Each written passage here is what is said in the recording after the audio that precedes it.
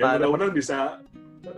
Yang menarik sebenarnya lu begitu perhatian terhadap anak lu kan gitu, ya kan? Sampai bagaimana bisa mengedukasi anakku dengan bentuk apapun sampai persiapannya dalam sebulan. Nah, gue mungkin kita tarik ke belakang nih. Apa yang membuat diri lu sekarang ini sampai seperti itu? Kira-kira situasi kondisi apa yang membuat lu sekarang seperti sekarang ini? Kemudian orang-orang siapa aja bisa berpengaruh dalam hidup lu itu? Monggo, silakan, kira-kira apa?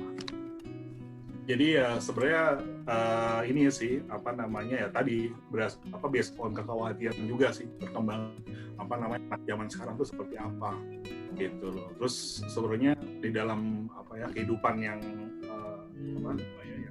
memang sampai saat ini ya istilah banyak lah ya. Artinya itu juga merefleksikan seperti ya tadi pos-pos juga bro.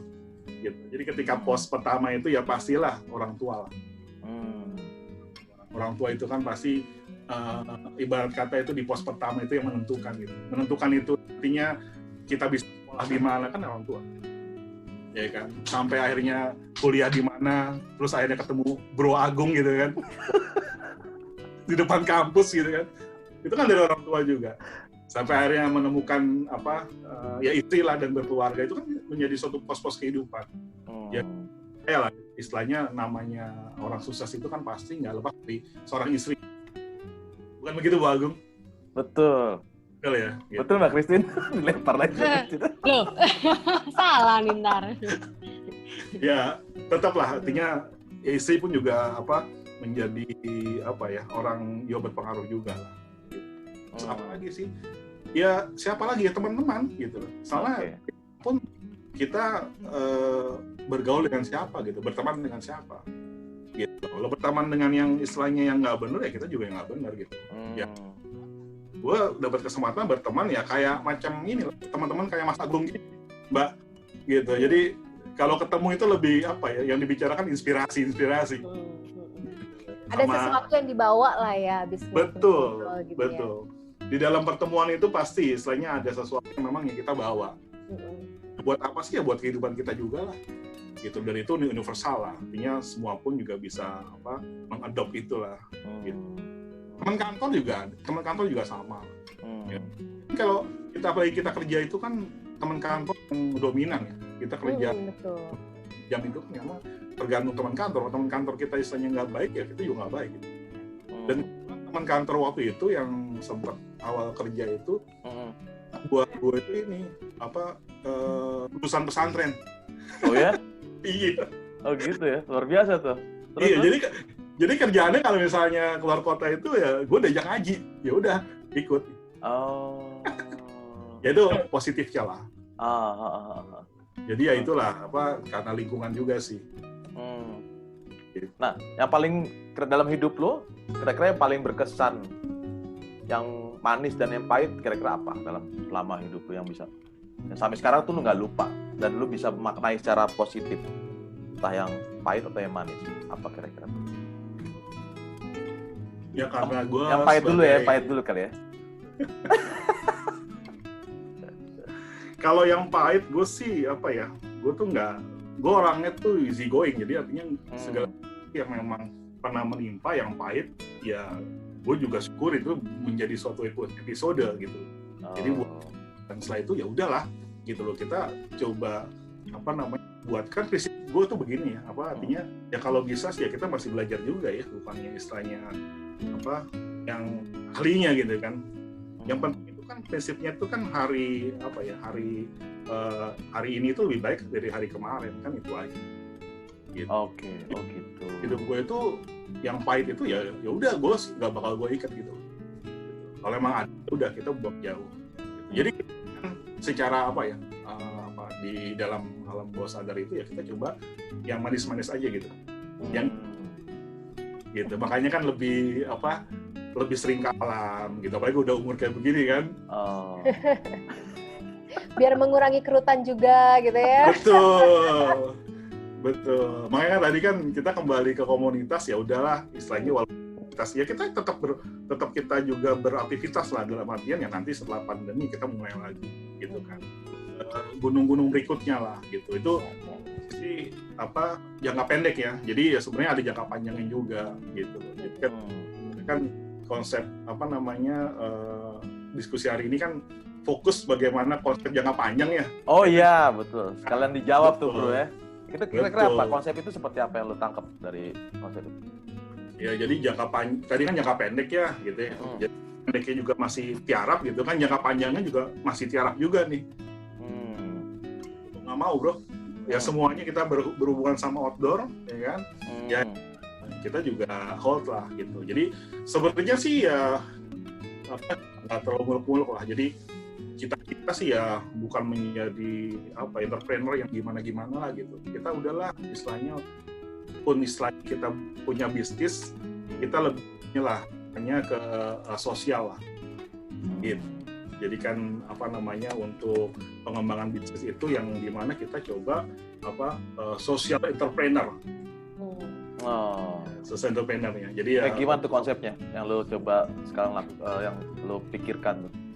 Jadi ini juga komunitas juga ya. Jadi komunitas juga artinya teman-teman juga. Jadi kalau dari definisi itu kan ya social entrepreneur itu kan yang istilah kita coba terjun ke masyarakat lah ya. Kita coba mengembangkan suatu masyarakat ya, memberdayakan komunitas ya melalui kegiatan yang bernilai ekonomi kan gitu. Jadi biasanya kita coba membangun bisnis ke lokal masyarakat gitu ya. Jadi dalam masyarakat ini kalau gue sih lebih ke arah tetap gitu. Jadi kita udah menikmati alam ya kan, terus juga kita juga kita coba berbuat juga lah sama istilahnya masyarakat di situ.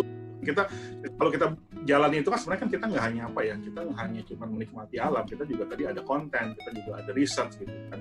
Sebenarnya sih gimana sih dari sisi bisnis yang memang untuk menunjang masyarakat situ kan gitu. Itu dari situ sebenarnya udah mulai berpikir konsep jangka panjangnya. Kalau tadi kan konsep jangka pendeknya gitu kan. Sebenarnya jangka pendeknya itu ya sebenarnya kita juga membantu masyarakat situ juga, karena mereka kan juga pasti dengan kita berkunjung itu kita juga bisnis mereka atau ekonomi mereka juga akan berputar kan gitu. Nah, kalau jangka panjangnya itu lebih ke social entrepreneur lah gitu. Yang dimana tuh kita coba membuat suatu dari komunitas juga lah gitu. Jadi bisnisnya itu ke sosial gitu. Jadi tetap fokusnya itu ke alam, yang dimana kita engagement itu dengan Taman Nasional gitu. Wisata sama Taman Nasional. Taman Nasional itu ya mungkin jadi gini, setiap gunung gitu itu ada namanya Taman Nasional. Jadi dipegang secara pemerintah itu oleh Taman Nasional. Jadi ada kepala balainya gitu. Jadi macam-macam, misalnya di Gunung Ciremai itu ada Taman Nasionalnya, ada kepala balainya. Terus di Gunung Pangrango itu ada gitu. Jadi ada struktur organisasi ya mereka dalam gunung ya? Ada, dan itu ada SK-nya juga. Itu ternyata seperti itu, dan udah lumayan. Misalnya ada satu taman nasional yang memang secara strukturnya kita lihat tuh udah lumayan ada bagarnya lah gitu loh. Jadi yang istilahnya dia katakanlah jual oleh-oleh itu dia ada SK-nya, jadi nggak sembarangan. Terus misalnya dia karena gini, satu pendakian itu kan dipegang oleh base camp gitu, dan itu mereka pun juga pegang suratnya. Gitu. Sebagai masyarakat pariwisata gitu. Pariwisata apa ya, gunungnya itu sendiri. SK itu dapat dari mana? Dari pemerintah lokal kah gitu kan? Tapi gimana? Jadi setiap gunung itu ada ini ya, tadi yang gue bilang tadi ya Taman Nasional tadi, jadi ada kepala jadi katakanlah Taman Nasional Gunung Ciremai gitu. Ya. Itu kepala balai gitu. Kepala balainya yang memang dia juga menguasai lahan dan lahan inti dan lahan konservasi ataupun lahan pemanfaatan yang dimana artinya itu juga bisa efek ke ekonomi sosial masyarakat setempat. Itu semua di Taman Nasional gitu. Jadi kita coba engagement sama mereka gitu. Ya secara engagement kita udah lumayan lama sih, dari ya tahun lalu lah kita mulai. Ya sebetulnya memang sebenarnya kita berharap di tahun ini kita udah mulai persiapan jalan, tapi ya dengan pandemi ya kita hold dulu gitu. Jadi apa sih sebenarnya engagement-nya? Kita coba mengembangkan potensi bisnis di masyarakat sana gitu. Ya kan. Jadi selain kita juga ada bisnis juga di sana, kita pun juga lebih ke arah coba solve katakanlah ataupun membantu mereka gitu loh. Jadi ada suatu program yang dimana kita buat suatu bisnis di sana, ya kita juga memanfaatkan resource di sana gitu. Kalau sekarang ini kan orang yang berinvestasi ya semuanya dari kota gitu, karena kita coba memanfaatkan resource yang di situ, termasuk nggak hanya resource orang ya, makanan juga gitu. Kita coba gali. Sebenarnya kan yang kita gali itu adalah kekayaan alam dan kekayaan budaya di sana kan gitu. Ya, itu kita coba kemas ke dalam suatu konten gitu. Nah konten itu ya berarti kan kita mesti ada home base ya kan. Home base itu kita coba buat ya kayak semacam glamping lah misalnya atau camp gitu. Oke, jadi kalau misalnya dihubungkan dengan yang tadi tuh topik kita mengenai jangka panjang, bener ya Mas Agung ya? Jangka panjang bahwa dengan kondisi yang sekarang artinya bagaimana kita melakukan apa yang bisa kita lakukan hari ini yang bisa support terhadap tujuan jangka panjang tadi gitu ya, Mas Daniel ya? Kurang lebih ya. Betul. Okay. Ya, jadi di awal kita. Jadi kalau misalnya dengan ada masalah apapun, ya udah bukan berarti terus kemudian berkecimpung di masalahnya, tapi apa yang bisa kita lakukan hari ini gitu ya? Betul. Dan konten parenting yang memang kita coba jalankan di aktivitas yang komunitas kecil tadi, sebenarnya itu nanti kita nilai-nilai kita akan bawa gitu, bawa ke dalam jangka panjang gitu loh. Konten training misalnya, konten parenting itu sebenarnya kan kayak dengan pendakian yang tadi saya coba share itu kan menjadi konten parenting yang memang benar-benar ya kalau misalnya diseriuskan itu menjadi suatu bernilai gitu lah. Ya mesti gini lah, katakanlah kalau saya kan mungkin caranya dengan pendakian, katakanlah ya mungkin kalau misalnya kita buat sesuatu yang di suatu let's say di kaki gunung lah ya, kaki gunung. Nah itu kita coba yang nggak usah ngedaki lah ya, kita mungkin hiking lah, camping, gathering itu kan 3 konsep kan? Iya.